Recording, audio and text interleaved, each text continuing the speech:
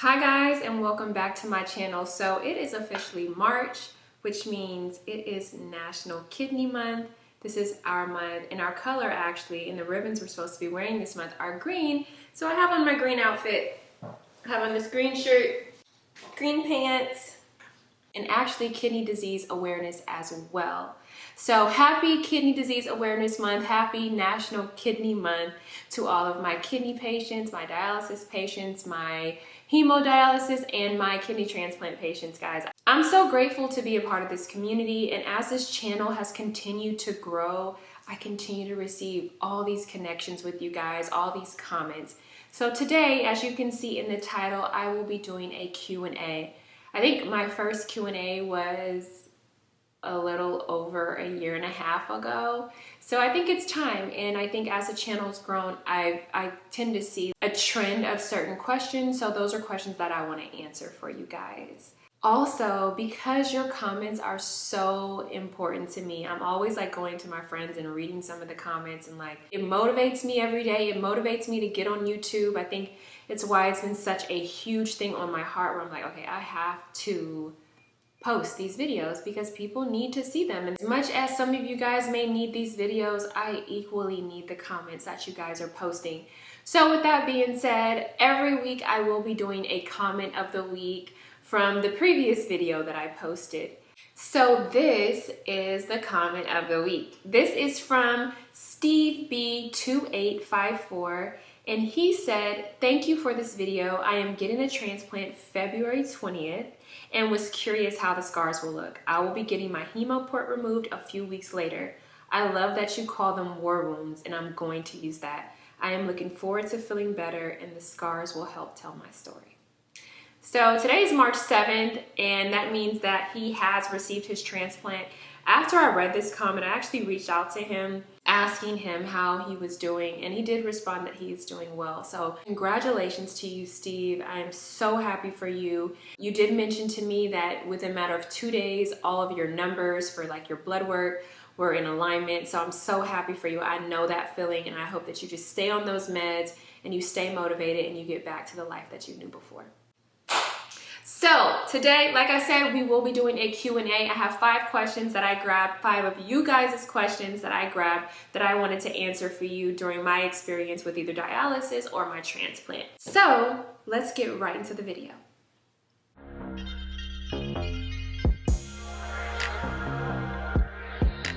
And make sure you don't forget to click. First question comes from Erica Bird Long 502, and she said, "Hi, did you have any pain when you started using the catheter?" Yes, I did. Not my hemodialysis catheter so much as my PD catheter. My PD catheter hurt so bad. I thought for a second, like, am I going to be able to do this? And my nurse did inform me that that would eventually go away, which it did. Just like a dull, achy pain, not totally unbearable, but it was just like the discomfort of it. I was like, I don't like it. But I promise you, it goes away completely. I stopped feeling it. It took about a month and a half for me to really adjust. But over the course of that month and a half, the pain decreased. So if it is something that you're experiencing, you're going to get through it. Just keep pushing through. Don't let that be a reason that deters you from continuing to do PD. I feel like it's just part of the process, and once you get through it, it's perfectly fine. So question number 2.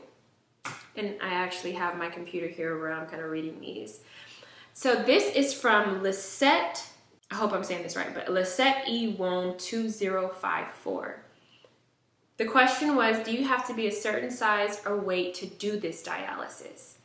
So for PD, you have to be eligible, and that considers so many aspects. So as far as your weight, because the catheter is low and it's in your abdominal area, you want to make sure that it's safe for them to even navigate to get the port there. Your nurse will inform you if there is something that you need to do to go through the process of getting PD. So if it is something where you need to gain weight because you are too thin and it's not something that your body can handle, or if you are a little bit overweight and they think it would better suit you for the surgery to try to lose weight before getting it, your nurse will inform you because you do have to go through an evaluation to even be eligible for PD. I think this would be a better question for your doctor. I think that no matter what size you are, you should at least try if PD is something that you're interested in, and then they'll be able to inform you of what's the best possible route for you to take to actually be on PD. I hope that answers your question. So question number 3. This comes from Sunny Sydney 4705. I like that name. The question is, do you keep your old diet? No, I don't completely keep my old diet. My old diet was actually way more restricted. I am somebody who loves potatoes, love French fries. I dealt with potassium issues. With kidney disease, you deal with those potassium issues. So when I did have potatoes, which I tried to make happen more and more infrequently, but it was hard because I love French fries, I would cook them at home. So I would actually soak the potatoes so I could get as much potassium out like a day before, and then the next day I would, fry up the potato just to try to leach them. The process is called leaching. So I would leach the potatoes so that I could remove the potassium, and then I would cook the potato the next day and fry them up into like French fries. But because I had them soaked overnight, they never really got as crispy as I like them, but I was able to get that satisfaction of tasting a potato. And there's other things that you just can't eat that are high in certain elements, like potassium. A lot of people have magnesium, protein. You gotta be on a high protein diet because the PD actually eliminates a lot of protein. So just a variety of things. Each person is very specific. So I was on a more restricted diet. I didn't meet with a nutritionist so they could inform me on like what I should and shouldn't do. Now, post-transplant, my diet is pretty much unrestricted. I can eat anything, but I am somebody who I am very conscious of my health after going through something like dialysis for very many years and then having 2 transplants. Like, I want to do my part in making sure that I have the best quality life. I am a foodie. I love to eat. I'm a girl from the South, so I've had a lot of fried foods, fatty foods, cakes, pies. That is a big part of my culture as a Southern woman. But because I know that I have these health issues, I still indulge in foods that I love and like. But I try to do it from a healthier standpoint. I am somebody who works out. Working out and body goals and trying to achieve body goals is more so dependent upon your diet than it actually is the workout. So I am very conscious of my diet and what I eat and what I put in my body. But it's not nearly as restricted as it was before I received my transplant. Moving on to question number 4. Did you have a lot of swelling, bloating after surgery? I did. I think the bloating after surgery is actually more painful than the healing of the incision of the transplant. Especially for my first transplant where the doctor actually went in and cut me. They actually cut you and then they pump you with gas so that you're expanded so they can maneuver to insert the organ. Once they sew you back up, there's some of that gas is still in there and your body has to naturally release that. And I don't know if you guys have ever had gas pains where you have gas in your body that's not being released and then it'll move up to your shoulder. You can feel it in your chest. Obviously in your stomach, it hurts really bad. Like, I think the one time that I cried after my transplant surgery was just from the gas pain. Like, I could not get this gas. I tried everything. I tried walking. They always suggest that you walk. I just could not release this gas pain. So that's the bloating. And then the swelling, yes, any surgery, your body's recovering. There's some swelling, but not too much. I didn't deal with too much swelling. It was more so the bloating. And then once as it naturally started to heal, everything else kind of went away.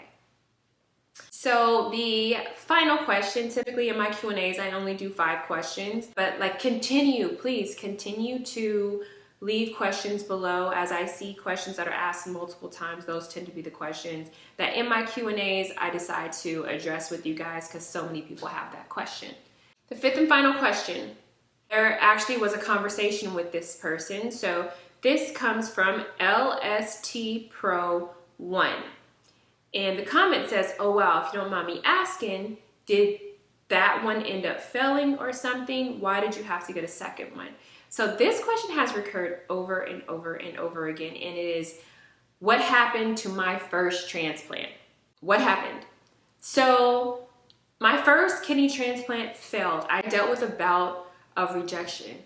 Also, I had reactions to the medication, and there were a few times that I missed doses, and that attributed to the rejection I was already dealing with. So this is why I am constantly, especially this time around, like having a second transplant, I'm on my P's and Q's when it comes to my medication. Even if I don't feel well because of it, because I feel unwell, I'd rather that than having to go through dialysis all over again, wait for a transplant all over again. I cannot emphasize enough how important it is to take your medication. It may seem inconvenient. You may be on the road or move and be like, oh my God, I forgot my medication. Prioritize that medication over anything, please. So my body was already dealing with trying to get rid of this kidney, and then missing doses of medication because I didn't feel good, or because I didn't like the way I felt when I took the medication, or because, oh my goodness, I forgot, I'll just get it in an hour and I was taking it delayed. No. I've even had to work on forgiving myself for that. Yes, I was young. Yes, I was trying hard. Yes, I thought I was doing the right things. Yes, I'm like, oh, okay, my body's not reacting today. Maybe I took too much. Oh, you're moving so fast. It's part of your daily routine. Like, did I take it? Oh, I think I already took it today, because I wasn't putting my medication in the actual holders. I was just taking my pill, knowing what I had to take each day. But now I am able to monitor what medications I take when I've taken them, because I have my Monday through Sunday packet where my medications, at every Sunday, I restock my medications for my morning and my evening meds. And that if I do, because I do have those moments where I'm like, did I take my medication? Let me go. And it's like, oh, my medication's gone. I know for a fact I packed this on Sunday. So the fact that it's gone, that means I'd already taken it and I don't take another dose. So these are things that I hope you guys learn from. Do not miss your medication. Things happen, I understand that. But in my mindset, it's like, things can never happen. I want to live a long life, and I do not want to put myself through dialysis again if I can avoid it. Now, we all know, and if you don't know, a transplant is just a treatment. So if you do have a kidney disease, sometimes your transplants just don't last. Even if you do everything in your power, your body just didn't react well. That happens a lot. And maybe I'll talk about that in a whole nother video. But this question has been asked over and over, and I think there's a part of me that has been a little ashamed, because there's just a little bit more that I felt like I could have done. I'm making sure that now and forevermore, I do everything that I possibly can to make sure that I keep this kidney for as long as possible. That's the end of the Q&A. I hope that these questions that you asked, I was able to answer them. I can't emphasize enough how important your comments are, and you guys' questions, and even there's engagement with each other underneath these, where you guys are created your own community, and that is so important for what we deal with on a day-to-day basis. So I love you guys. Per usual, thank you always for tuning in. Shout out to Steve. You are my question of the week. I appreciate you, and congratulations again on your transplant. And to everybody else following and watching who's dealing with these things, happy National Kidney Month. This is our month. Bring awareness to people. There's people out there right now that are dealing with kidney disease and they don't even know it. I don't know how you were diagnosed or what signs led you to go get checked to see if you had kidney disease, but it's happening to people every single day. So bringing awareness to it is super important. That's why I'm here, because it snuck up on me, and by the time I found out, it was too late. It was too late. And so all you could do is deal with it the best you could moving forward. I love you guys. I hope you guys have a wonderful week. I will see you next week. And thank you for watching, and I'll see you in my next video.